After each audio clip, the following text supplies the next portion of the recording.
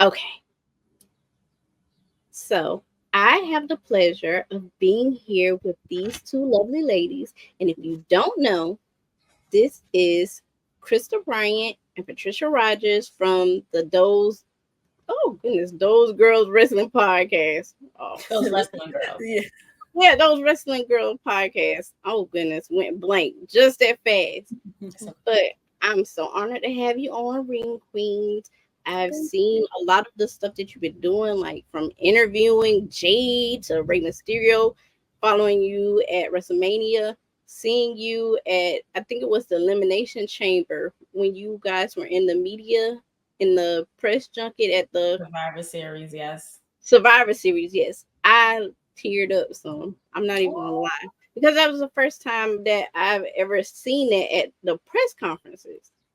So I was like in my bed in my room, like, oh my gosh, yes, That that's means it. a lot. I mean, that means a lot, especially since the first time we were in there, we were the only two black females, and then I think it was like four females in there in total. Yep. And then after that, we started to see a lot more color, and it started to grow. So for you to see it, and that the first one was like what 2 years ago, P, when we was in Chicago. I mean, Boston. Yep. It was just like it's such a full circle moment, because sometimes you don't even know the reach. Like sometimes I'll be like, all right, people are really not going to watch the press conference. Like they're just going to turn it off after the pay-per-view goes off. But then when our phones lit up, it's just like, I saw you. Like the amount of messages that flooded our Twitter and flooded our Instagram DMs and stuff. It's just like, we're really making a difference. Like we're really sitting here people doing are impacted by the things that we do in it, that because you know you're in it, you're like, you don't know what to expect, and then like you said, your phone blows. Next thing you know, you're like asking Charlotte and Becky a fucking question, and you're just like, wait, what is happening right now?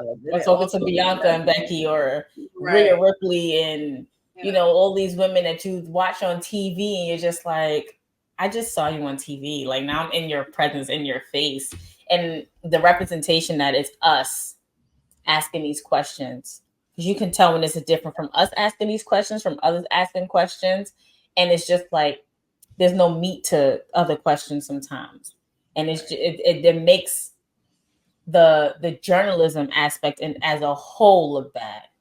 Because it's like, are you going there as a fan, or are you going there to work? And you can go as both, but you still have to, you know, make your mark so that they want you to come back. True. So I saw that you guys, I think about 6 months ago, you celebrated your 5-year anniversary. And you were saying a few minutes ago how everything has been coming full circle. Could you kind of give us a quick journey of day one of, okay, we're going to start this podcast, to, okay, we are interviewing WWE superstars? You want to take this, P? Yeah, so back in 2018, you know, Krista and I knew each other, worked together in a lot of spaces, and then we found out we both love wrestling, and that's when the women's evolution was kicking off in 2018, and I had just got back into it for like a couple years. So I was like all in. I was like, this is so dope. And we were like, we should do a podcast. Like we got to talk about this somewhere, because we would spend so long talking about it, and we were like, we got to talk about this somewhere.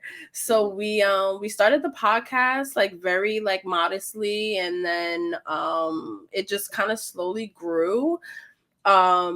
Focusing on the women, I think, like having that niche. And then not only did we focus on women, but then we also prioritized women content creators. For a long time, it was only women on the platform, and I think that really resonated with people, because even to this day, not so much as from when we first started, but there was this fascination that like we were two young, attractive Black women that like loved wrestling, talked our shit, went to shows, did all of this. Like it was almost like a, you know, they do exist. You know, but and I've interviewed a few more people before I interviewed you guys, and the census has all been the same. You get that reaction of, oh my goodness, you watch wrestling? Like, yeah, I am a wig wearing wrestling baddie. me. I love it. And that was that. the other thing too, where we brought that element to it, because there's very much a stereotype of what a wrestling fan typically is and looks like and all of that kind of stuff. And I would, be obsessed with wrestling YouTube channels, and it was like all British white men, and I'm like, wait, there has to be other perspectives out there. So then we became that voice for a lot of people, and we became a safe space for other women like us to kind of be like, oh yeah, I do like wrestling. I don't want to keep this a secret. We've had women in all ages, really, like young girls to like older women that like got on Twitter because they liked interacting with us on Twitter and stuff like that. And then Krista B and I working in media, and Krista being able to get us into other spaces. And then that's kind of how we got into the press conference, really, and just always like moving towards that goal. And then things sort of just like fell together and happened. And next thing you know, we're like celebrating our 5th anniversary. And then also right. And, I have to always shout out the amazing community, Black wrestling media community that we have, that has supported us from like day one. Like, a dear friend of mine like helped us with studio space from like we've had we've been so blessed with such a tremendous support system as well. Yeah. And the fact that a lot of those are other women like yourself has been like really powerful. So yeah, we've it's been a journey. We've been very fortunate. Yes. Yeah. Seeing that representation does matter, especially when you watch WWE or whichever wrestling promotion you choose to watch. You don't really get to see a lot of us. And like you said about having that perspective, always seeing white British men, it is good to have that perspective. So my question to you is, where do you all see Black women in the wrestling media space in about 5 years forward? Oh, it's a takeover. It's going to be more of us than them at that point. It's going to be our voices being heard, our faces being seen, people looking to us for commentary or looking to us to give our insight and our input on what's happening, because we can relate, especially to the wrestlers who look like us, who sound like us, who speak like us, who talk like us, who even walk through the same struggles that we have, that we may not even talk about in public, but because we know their story, because it's so polarizing and because they're under a microscope, we're like, oh yeah, we can relate to them. So I feel like for women, especially because there are a lot more women wrestlers now who are out there doing their thing, hitting the pavement, we're definitely going to be taking over these media rooms in Absolutely. 5 years or less, for real. Why is it important to have the Black woman's perspective in a wrestling meeting room? Well, media specifically. I think you just generally alienate a huge part of the audience when you don't have just a diverse writing staff in general, but then you have these talented Black athletes that stories are being told through a white lens. And like, I think we've gone too far now in 2024 for that to be the case. And that's why I really, really, really just have this deep appreciation for Bianca Belair. And of course, giving it up to like all the Black women that came before her, the Alicia Foxes, the Jacquelines, the Jazzes, the Naomis and everything. But she was, in my opinion, was able to be the most authentically Black without that caricature. Like, when our characters are written by white people, like it can be very, extra and put on, and but Bianca is herself. Like, she is who she is, and she made a very we have an interview with her back in 2020, which was so powerful because we couldn't talk about wrestling, so it's a really deep conversation about code switching, race baiting, all that kind of stuff. And like, she was very hard line when it came to like talking to the WWE creative and writers, where it's like, I'm not like, she even said like there's certain like phrases they would want her to say or certain mannerisms that they would want her to have, and she would just be like, no, I'm not doing that, because it played on that like you know, mimic side kind of thing. So just the fact that we were able to see Bianca be authentically herself, you know, being her, where we could relate, like we all say that shit in our regular lives, you know. And you know, big up to the New Day as well, because I think they did the same. But it's important for that representation, because it just makes you feel like you can do anything, you know. And like you said, when you seen us on the press conference, it's just like, wait, seeing that reflection of yourself is huge. Yeah, regardless of age. 100%. Because I look up to Bianca and we like the same age. Same and age. I'm like, you're my hero.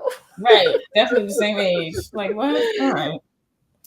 So just to take a quick turn to touch on what you were saying earlier about stereotypes in wrestling that we all are familiar with, because it's no secret that wrestling, even WWE, has racist undertones in some of the ways that they portray certain Black wrestlers, past, present, and just going to be honest, maybe in the future. How do you feel Black women in these wrestling media spaces, or even just ring announcing or refereeing, or how do you feel like us invading that space will help kind of smash those stereotypes? I don't know if it will fully smash those stereotypes, but it will definitely break in some things. You know, you're always going to have those people who are stuck in their ways. Like, we can't get around it. They're going to be stuck in their ways. They're going to be, you know, this is going to go this way. It's going to be strictly black and white. It's going to be no gray area for them. And for us being in those spaces, it's like we're going to push back now. But I feel like before it was hard to push back because it wasn't as many of us. Now, when there's as many of us, now it's like, okay, so they can't and they won't be silent. They will definitely voice their opinions, voice their concerns. And, you know, social media has been the back end for a lot of this now.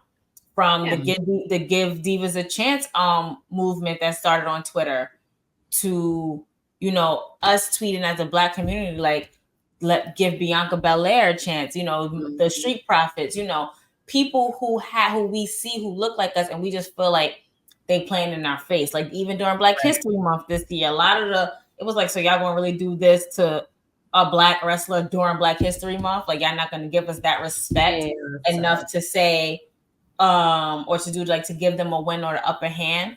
So because we have because we have our voices, and we know that we're not going to stand silent, and we come in solidarity for what we believe in now, it's going to leave a mark. It won't smash it completely, but the cracks and the dents are not going to be repaired. Like, you're going to have to build a whole new type of thing, because we're not backing down at all. So we're in the Paul Levesque Triple H era. What changes do you see coming in this era? A lot. Yeah, I think we've already even seen a lot of the changes. I think just on so many different levels, from camera angles to and I think it helps sometimes, like, as much as like I'm a shout out to the guys at the Ringer, but they call people like us like nostalgia freaks, where we're just so like, oh my god, back in the past, Attitude Era, it was better, because everyone thinks wrestling was better in their era, and I do miss that era, especially, like, you know, just how it was before. But you have to shake shit up. You know what I mean? Like, you know, Kevin Dunn getting fired after all those years. He was the live TV producer for over 20 years. And it was very much like a certain way it was shot for years and years and years. And then you see them doing like all these different angles. And then you realize like how much that brings out of the whole entertainment value of wrestling. So like from that end to just I feel like there's a little bit more loose creative freedom a little bit. I think wrestlers look like they're having more fun. Yeah. I think a lot of like characters right now, even like a Jade Cargill, I don't think they would have been handled as well in the past regime. So it's nice to see like actual new stars being like created again. Like even, as much as people complained about like the tribal chief being champion for so long, but if you think about it, there are other stars to the point where Roman didn't have to show up every week. Like there was enough stars to actually keep the show really good. Even now, like you miss him, but like you're not like, oh, this show is whack because Roman Reigns isn't here. Like no, like the show now is like jam packed. The crowds are selling out. They lowered the TV, the monitor, the shit that they come out of to sell more tickets because that's how much demand is. Where they're like, we're gonna sacrifice the production value because we can actually sell like 200 more tickets that easily. Like that's crazy. Yeah, it is. It is. While we're talking about this era and the change, how do you ladies feel being on the ground floor of that change? Like, if you think about it, you're actually on the ground floor doing the work, opening doors. We're seeing your face on WWE in like press junkets, meeting with superstars. How does it feel being on the ground floor of that? Or have you even thought about that? I don't think I've thought about it in that way.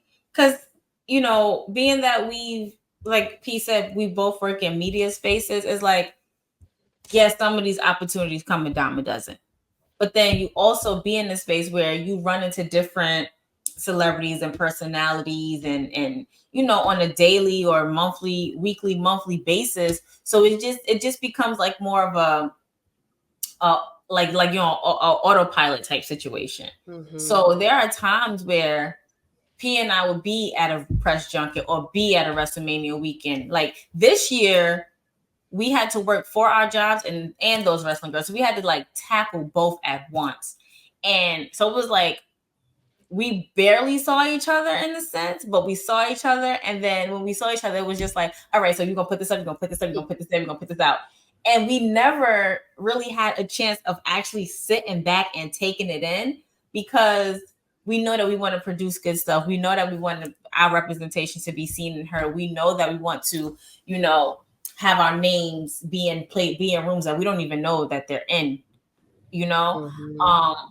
So sometimes it's kind of hard to look at us like being on the ground and being on the groundwork, especially during the Paul Levesque era now, which is feel like it's going to be my second favorite era right next to Attitude.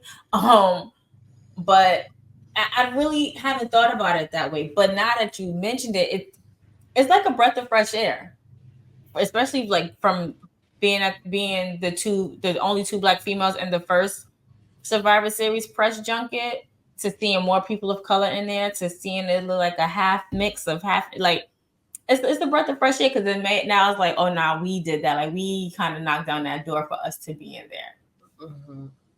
Yeah, you honestly did. So just want to give y'all flowers real quick for that. Thank you. Thank you. No problem. So with this, I know that they have probably been some times where, okay, you know how wrestling fans are, and sometimes they can be trolly. Have you ever experienced any of that? Any derogatory, or you don't know what you were talking about, either racial or even like in a misogyny connotation? Did you call it trolly? I love that. Yeah. It never stops. It doesn't stop. I had to really take a step back from wrestling Twitter because it used to be really, really fun. Like you had your like toxic people, but I would engage with people over like fun debates to me, like why the Bella Twins deserve to be in the Hall of Fame or why Charlotte should be in the main event, like that kind of stuff. It was fun. And like our Twitter was popping at one point. Like we had such an engaging community, and it really translated into like people checking out the podcast. But then something just happened where it just got really like dark and toxic, and everyone's like argumentative, but then it started to feel like it was like a performative thing. Like everybody want to go viral, so you're just gonna say like the wildest, most disrespectful shit you could possibly say. And then it's like, why am I wasting my time on this platform? So like I just block it and keep it moving, to be honest with you, because at this point now it's too many women in the space now for people to be like this misogynistic towards us like they used to be. Like we would get bullied. It does. It does. And you take just take a step back and just be like, okay, because then you get so enmeshed and you forget, like, we're all supposed to be fans, right? Like this is supposed to be something like joyous, like something that we are all excited about. Why are we always in a negative space? Like it just started to make like no sense to me. And it's like, am I really gonna argue with a troll and get like death threats and get doxxed over like a wrestling opinion?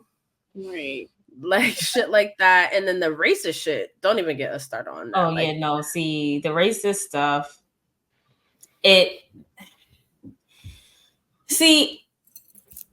I'm the heel, she's the baby face. So when it comes down to like the racist stuff, when it comes down to, that's when I go off. Like I tend to, from the very beginning, I was on wrestling Twitter, very few. P was mostly running our Twitter, so she was dealing with. So I would see when they would come at us, and I'm like, huh? So then that's when I would get like, oh, okay, so but then, as she said, the block button is real. Yeah, it's a real button, but you also have to realize like these people are doing this, and they probably don't have a 9-to-5. They probably do not leave their mama's basements for anything. They probably are friends with other people because living on a computer, it's their life. Mm-hmm. And we have way much more than that. And lastly, they probably have nothing to lose. We have a lot to lose, especially because we built this from the ground up. So when things like that, especially when it comes to racism, I would never ever take light to racism. I don't care who's being, but the block button is real. Block, report, and delete. Oh, dang. Yeah. But one thing I can say, since I entered into the wrestling content creation space, I've gotten a lot of love from Black male creators in that wrestling space. Mm-hmm. And a lot of people don't talk about that dynamic of, because we're so used to when we go online, it's the gender wars. I don't need you for this, or you don't need me for that. I'm living a soft life, whatever the argument may be. But I can say I really enjoy how being in that wrestling space brings Black males and Black females together in that space. That's true. That's true. Yeah. We have a huge, when we started, we gravitated towards male, like the males gravitated towards it. It's like they're our protectors in a way. Like we might not see each other for a while, like few and far in between, but when we do come together, like they're our protectors. From Black wrestling to Jobber Tears. Jobber Tears were really like the first ones to put their arms around us. It's 2 males and a female. It was like the first ones to put their arms around us. To the Ringer podcast, to Wrestling Realm, they are the protectors. Like they make sure that they do not want to see us hurt in any capacity. Although we can take care of ourselves, they don't want to see us hurt in any capacity. So the males will definitely come to you, wrap their arms around you, make sure that you were good, in however, in whatever capacity you need them to be. And that's wonderful to have in this space where, like you said earlier, it wasn't really created for us, and they don't really expect for us to be involved in it. So back to that, how do you handle not being expected to be in the space, to be, I wouldn't say, I guess the best way to say it is, how do you handle the shock when someone says, "Oh, you watch wrestling? You like it like that?" I don't expect for a Black woman to be. How do you respond to that? I was like, you saw me in it, right? Oh, okay. Yeah. You asked them, you play a stupid, you play stupid games, you win stupid prizes. That's just how I feel about it. Like, don't ask me if it's stupid. If you saw me in it, you see I have a podcast, you see my face in it, you see us. Don't sit here and be like, "Oh, you like wrestling?" No, I'm just here because I jumped on a trend like everybody else. No. Yeah.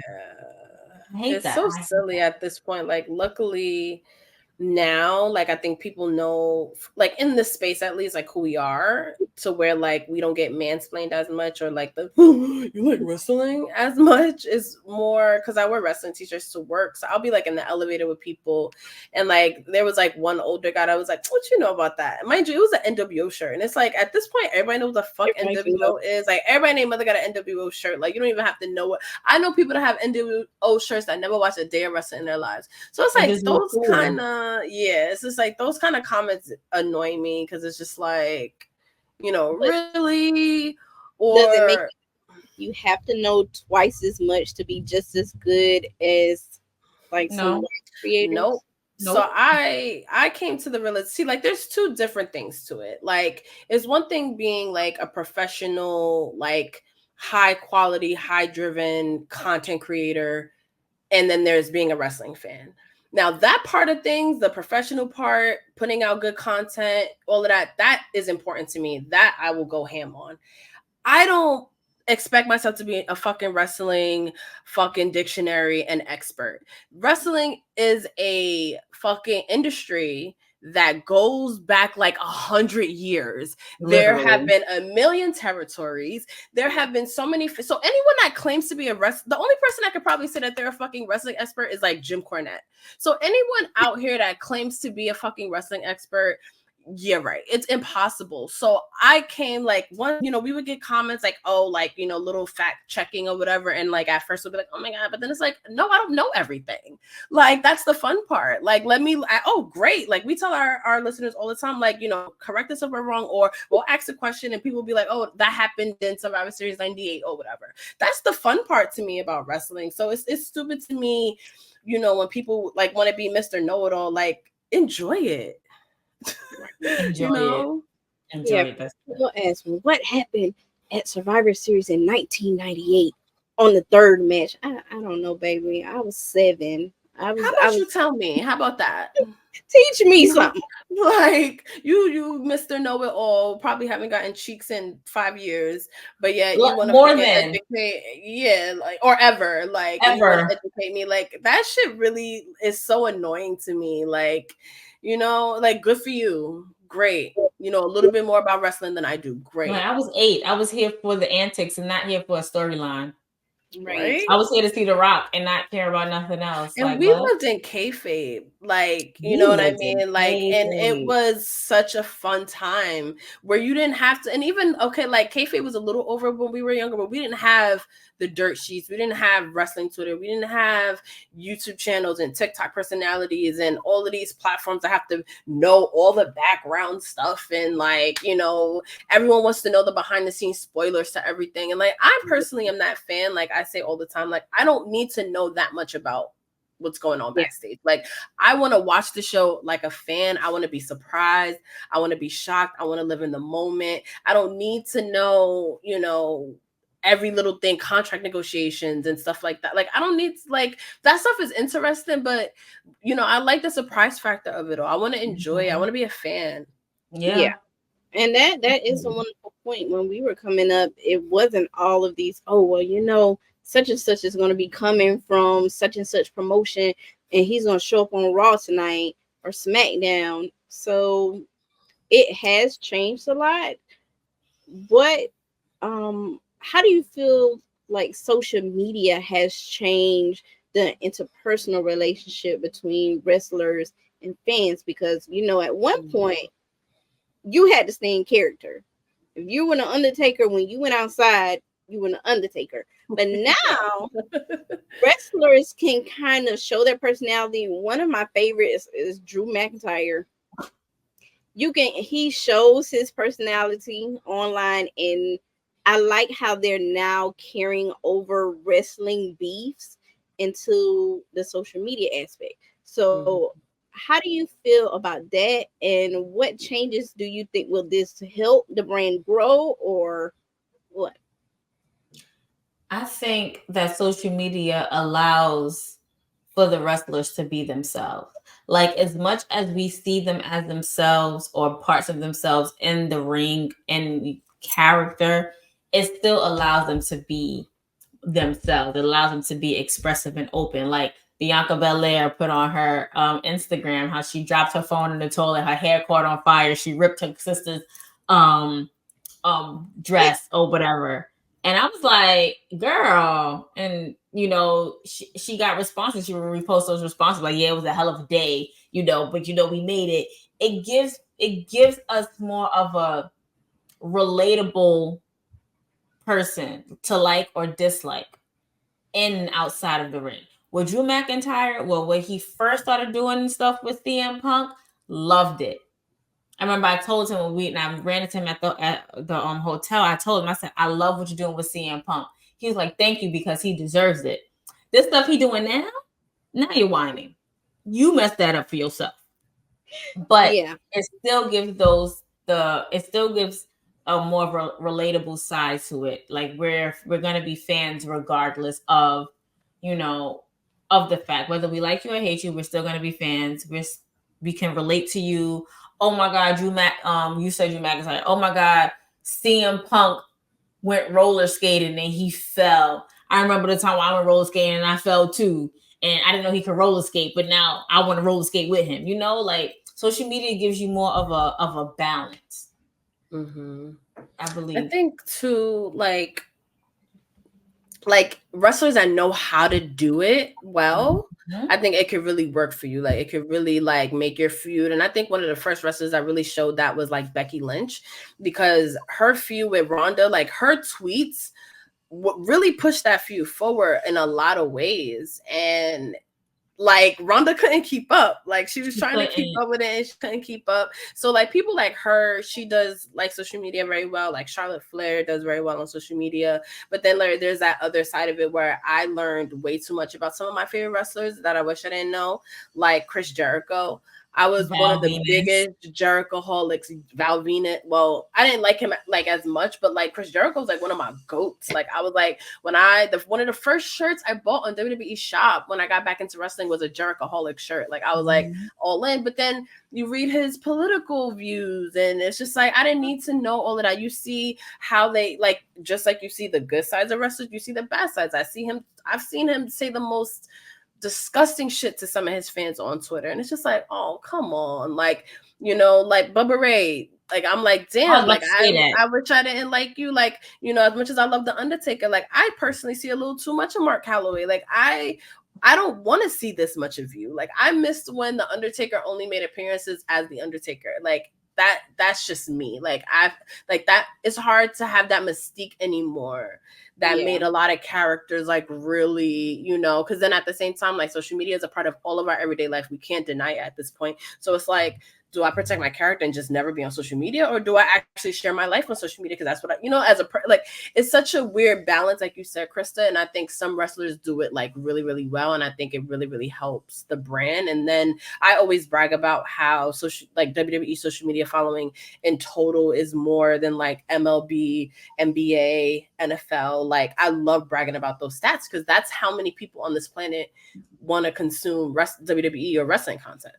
That's true. And to add to that, to your point about, you rather see Mark Calloway as the Undertaker, but I also do appreciate that finally for him, he's able to separate the two.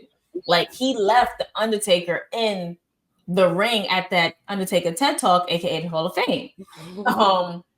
But he's able to like go out now and be like, oh, I'm Mark Calloway. I'm not wearing the all black. I'm not donning the hat. I'm not, rolling my eyes in the back of my head. I'm not sticking out my tongue. I'm able to walk out with a hoodie or some shorts and a short sleeve top, yeah, I'm still going to answer because I'm an Undertaker, but my name is Mark. And I feel like sometimes that's also a double-edged sword, because going to Mercedes Moné, Sasha Banks, it was the time where she was Sasha Banks so much that she started to forget her own real name. And that's because of social media. And that's because of how much she was on social media, how much the fans was not letting her breathe, letting her be herself. So even when she was when she did that break and she came back as a rebrand of herself. My name is this. This is what I do. When I'm that, I'm that. But this is who I really am. So I feel like social media, it has its ups and its downs. Let's piece that. It has its good side and its bad side. Okay. So this question is for both of you guys. I want to know when you fell in love with wrestling. Like, what was it? A standout match? Was it just you spending time watching it with family, or what brought you into the world of wrestling? My dad, The Rock. Yeah, my dad got me into wrestling when I was a kid. He was a fan his whole life, and then I found out like recently that my great grandmother was a fan, and that's who got him into wrestling. And he kind of hid it because his father didn't see it as like a real sport.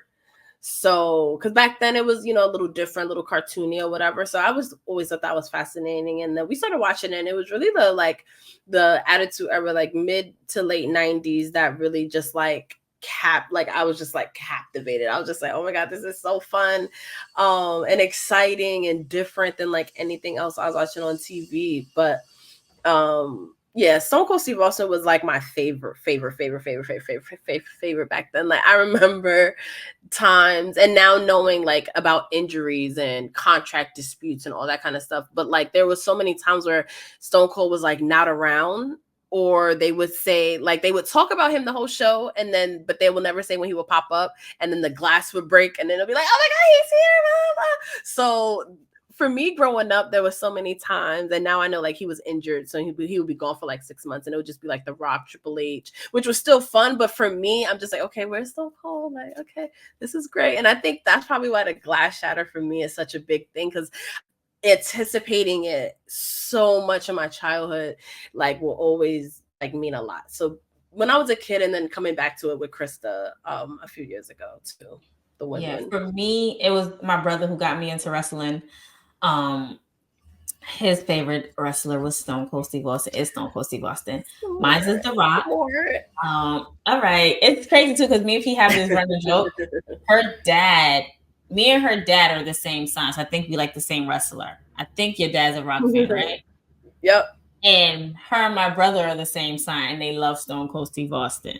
I just sometimes feel like we just got switched at, like we were just like not meant to be in the houses that we grew up in, but it all worked out at the end. But no, my brother I think he used it as like a babysitting tactic, because he was the oldest male. He was the oldest, and he was watching 3 young girls, me, my sister, and my cousin. And he will always just tape the wrestling shows. So one time he's taped Survivor Series 1996, and I saw The Rock, and he was the blue chipper. And I was just like, oh, I like him. 6 years old now. I like him. And then like I will watch it off and on, we're kids. But then once the Attitude Era really started to hit and strike, like 7 years old, 8 years old, 9 years old, it's just like, oh yeah, no, like I gotta go watch Monday Night Raw. And this was before SmackDown came out. Like, I gotta go watch Monday Night Raw. Like, I gotta go see what's happening. Like P said, like, oh my God, what happened to Stephanie? What did the Undertaker do? Is Stone Cold really gonna come? And where's The Rock in all of this? Oh my God, The Rock is back, and he joined the Nation of Domination. Like, it just left you on the edge of your seat all the time. So yeah, then of course you fall off. And then as P said, like, when the women started to, I will always go back to wrestling if I heard that The Rock was going to be there. So every time I waited for The Rock to come, I would get a glimpse at the female wrestlers during the Divas era, like, the Bella Twins, Alicia Fox, some parts of like Kelly, some parts of Michelle McCool, like Naomi, Tamina, AJ Lee, Paige. Like I would see bits and pieces. Then I started to see like they were actually starting to wrestle like the males.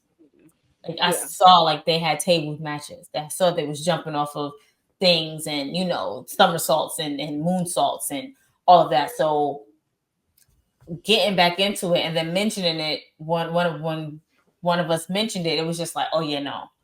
So what the women's evolution, as Pete said earlier, got us into it, but my brother was the one who got me into it, and The Rock made me stay, and now I'm on this one. So it's just a lot. It's just a lot of Samoan legacy. Yeah, I'm not even gonna cap.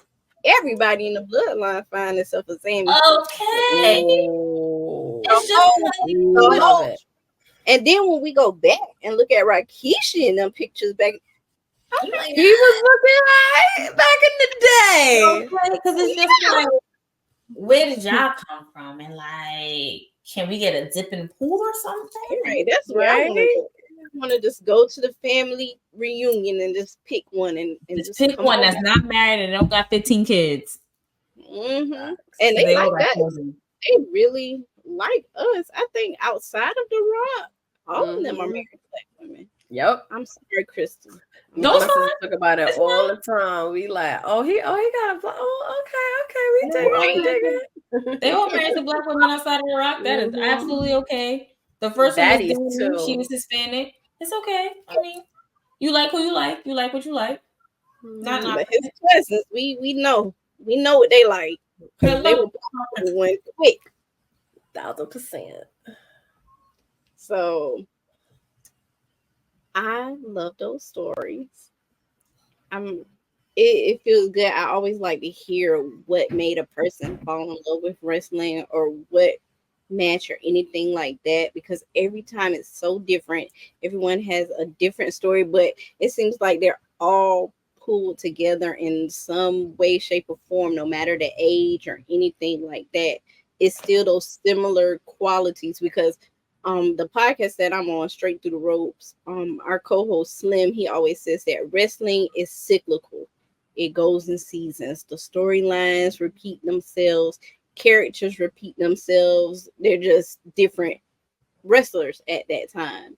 And so just hearing how you were saying, Krista, with The Rock, because that's how my mom got into wrestling for her season. My mom and my aunt, they were for a season. Oh yeah. When they knew The Rock was gonna be on, they were right there. And then like with you, me and my dad, we used to watch wrestling all the time. I remember he had VHSs. The first wrestling match I remember is watching WrestleMania, the first one that the Undertaker was in, and I remember watching the WrestleMania when Macho Man proposed to Miss Elizabeth. I remember watching their wedding, having my dolls copy their wedding because that's what he did. It was like how Krista said, that was his babysitting mechanism. He had a daughter and she was sitting in there by the chair. So it is wonderful. And saying that, I want to segue into you guys talking about the women's evolution in wrestling and how things have changed, because we used to have bra and panties matches, gravy bowl matches. They used to call the women's division the bathroom break. So how does it make you feel seeing that change from the women's evolution divas era in 2018 and y'all naming like Michelle McCool? I'll even go back some and say like Chyna and Lita, Trish. From then to now with the Rheas and the Biancas and Jades, how does it make you feel to see the growth in women's wrestling?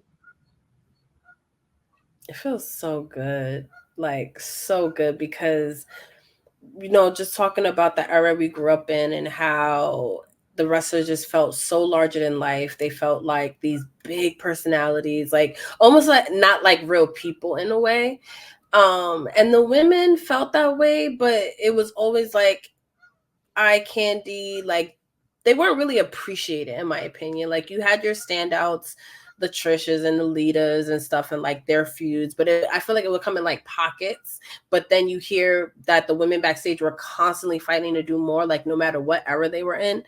So then watching like the Four Horsewomen at NXT, like putting on like physical matches like for 15-20 minutes, like actually wrestling their asses off, like that was so new at one point. So just watching it, like I was just like getting goosebumps, like oh my god, like this is great. And then I always refer to 2018 as like the best year for women in WWE, because they got a Royal Rumble, they got an Elimination Chamber, they got the year before they got Money in the Bank, Evolution, the first all, hopefully not the only pay-per-view. You had the Mae Young Classic where they were bringing in talent from all over the world, and then you mixed it up with like that, and then you had rookies like Bianca Belair who competed in the competition. You had the Mixed Match Challenge, which had mixed tag matches, so then you had the women doing more there. You had Total Divas so you had the women on TV. So you had women doing so many different things in the company that for me, like it just like rejuvenated me, like, which is why we started the platform, because I was just like, yo, we have to comment on everything that the women are doing now. And now like I refer back to Nikki and Brie when Nikki was dating John Cena, and she was very inspired by his work ethic and his ability to have multiple businesses and be on, being very focused. And she said to Brie, like, I want to be the female John Cena. And Brie laughed at her. And I was just like, wait, what? And then Brie came around and was like, no, I totally get what you're saying. And now I honestly think they're probably some of the closest to that, like having their own businesses, being media personalities outside of the wrestling world, hosting their own shows, being on red carpet. So like just seeing women in wrestling period, just being able to do like all these different things is like, that's the shit I live for. Like I am so like pro women, especially dominating in male spaces. And then even that bleeding into like what the WNBA is doing right now. Like, yeah. I think it's all, Ronda Rousey signing to WWE was huge at the time. Like, so now seeing where it's, NXT, for example, sometimes a show could be like 65% women's content. Yeah. And that's like on a regular basis. And it feels competitive. It feels like it's not a sideshow. Like people are invested in the feuds. There's of course so much more that they could be doing. Of course, like sometimes it feels like we're moving backwards. But I think just having a platform that was so, women centric, and then just seeing like everything that's happening is so dope. So rewarding. Yeah, I agree. Pete said it best. It is a good feeling to see like these women have come from, like you said, the bra and panty matches, the gravy bowl matches. I remember China was like literally like the strongest woman in her division, so she had to fight Jeff Jarrett and everything, but including the kitchen sink match. She had a feud with Chris Jericho where he tied her to a chair and broke her fingers. Like it's just.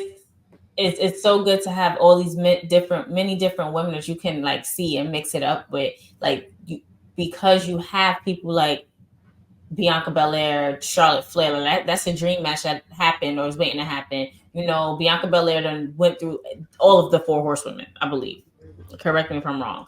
Wanting to see her and Rhea Ripley finally square like face off, because it's long overdue. You have now you have Jade in the fold. Like, how is that going to work? Like, it brings a sense of mystery to it as well. So it's the great thing that we have more variety of women, and I'm glad that the women never gave up their fight to make it this far. Like as P said, like the Bella twins, like Nikki and Brie were determined, like.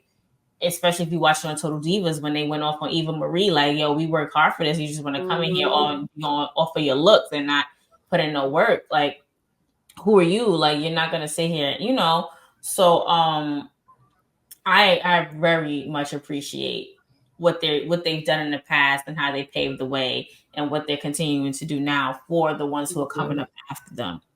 I appreciate it. It's a real good feeling to see. Really cool. Okay. One thing that I like when reading about the podcast and listening to some of your episodes, I like how you tie wrestling into pop culture. I never really thought about how much wrestling bleeds into other aspects of sports, other aspects of music, other aspects of movies, things of that nature. Where do you see wrestling going moving forward? Since now they're under TKO, they have more freedom than they did under the old regime. So, how much of an impact now, since wrestling has more freedom It's to impact crazy. pop culture? It's crazy. Like I've like always been very passionate about that because I feel like I'm always in a position where I have to like kind of fight for why wrestling is relevant. And if you think about it, it has such a strong tie to like every part of entertainment history.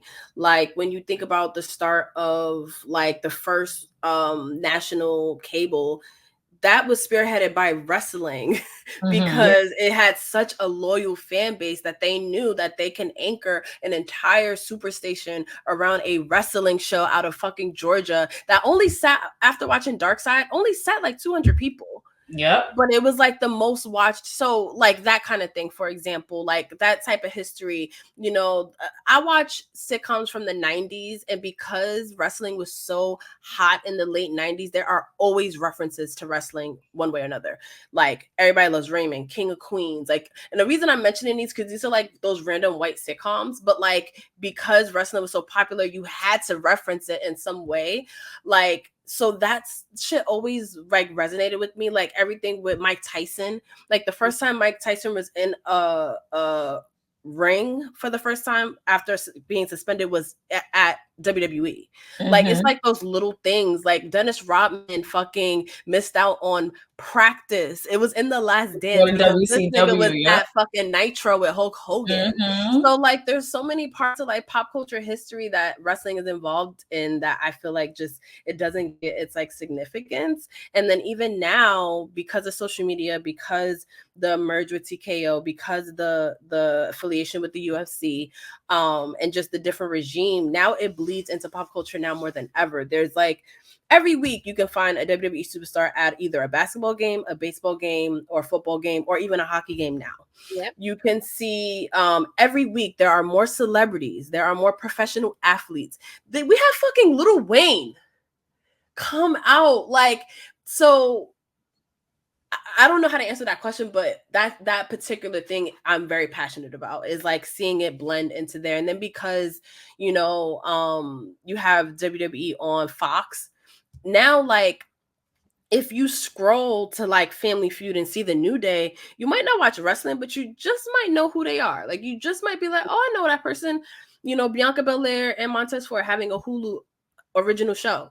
Like you might just see her coming across a Slim Jim commercial and be like, oh, I know who that is. Like so many different occasions. Like I brought up the Bella Twins because they've done so much. They've hosted their own shows. They have their own game shows.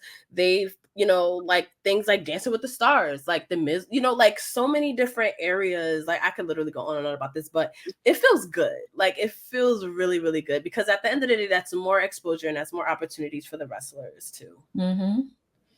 I agree.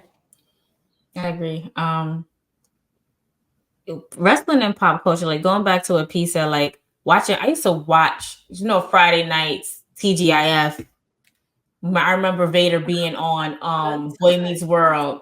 He was the father to the guy who was bullying, who happened to be bullying Corey and Sean, you know, and then fast forward into that 70s show where The Rock was playing his dad. He was playing Rocky Johnson in that 70s show. Crazy. And you had Matt and Jeff Hardy in there. You had Big Cat Ernie Ladd as Rock's manager. Then you continue to go, like you see the Undertaker doing stuff at the stock exchange or whoever. Like you see Roman Reigns on a Nickelodeon show and playing a vegetarian. Like it's just like what?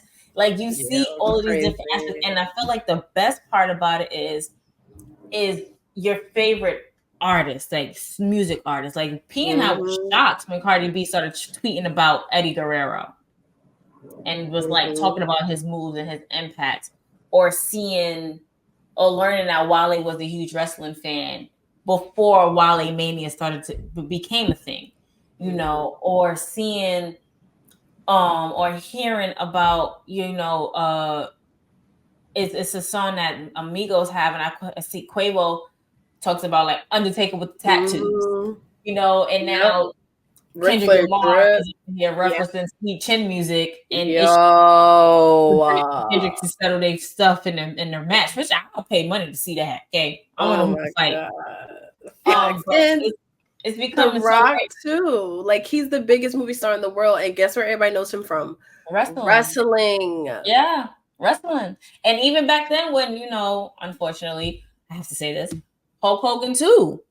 Yeah. Hulk Hogan was the biggest star of his time. I knew him because of movies, but people before me knew him because he was a wrestler. He brought out people in the masses to Madison Square Garden. You understand? Like, even you said The Rock P, Stone Cold Steve Austin. When people really didn't know Total Divas. See, we had countless amount of people come up to us to be like, "Oh, they're wrestlers." I only know them because of watching Total Divas. Yeah. Not to mention 10 seasons produced by the same producers as the Kardashians and a spinoff.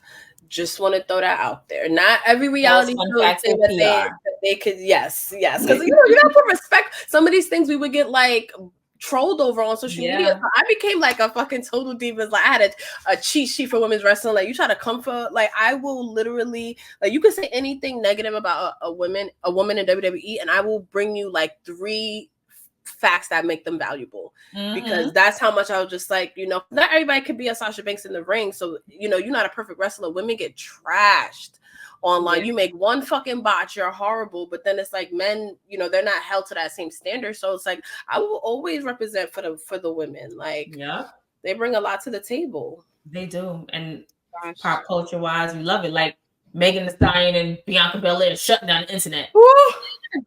Like, what? That was unreal. I can't believe that picture exists. I was just like, what? Or them having that that match at that festival. What was that festival when they had the I can't remember right now. It was like they had the ring, and it was Montez Ford and Carmella and, you know, Angela Dawkins and stuff. Like, they was all there. It was just like all of these things coming together, and it's like we can all agree on something, even if it's for a couple of hours. Because wrestling is like bringing wrestling and music all the way. Even Little Kim doing Stephanie McMahon's theme song. Yo, wild. I'm like, what? Little Kim from Brooklyn? Okay. I didn't know Nicki Minaj did Victoria's theme song. Yeah, that's wild. And now Billy B did Naomi's. It's just like, you never know who's, I always say this, you never know who's a wrestling fan until you open your mouth. I always say that. So I love the fact that wrestling so cool and pop culture bleeds in together, and I love the fact that P came with that idea and decided to like take that leap of faith and do those episodes and do that stuff, because you learn more every day from them. I'm like, oh, P, and I miss. I'm like, I didn't know that. Right, and I be wanting to send her stuff, and then I promise you, she'll edit the video of the exact same thing I want to send her and put it on social. And I was like, all right, she got it. Okay, she got it. She covered it. It's good. It's good. Well, I got 2 more questions for you ladies. So moving forward, after having this conversation, how do you plan on using your platform to help amplify voices, Black women voices in the wrestling spaces? I know you already have a lot of women wrestlers, other content creators, all that. So what's some other things?